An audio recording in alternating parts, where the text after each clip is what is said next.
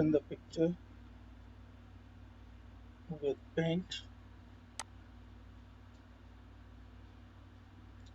and now resize, make it 60 here and 60 here.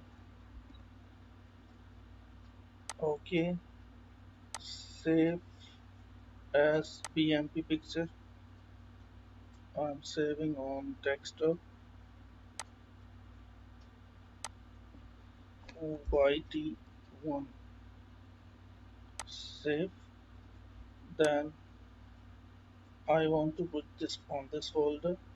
Right click, properties, customize, icons, browse, and then on the desktop I save this picture.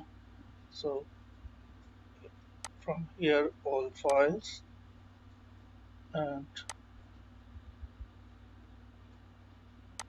BMP apply. Okay, so you can see now this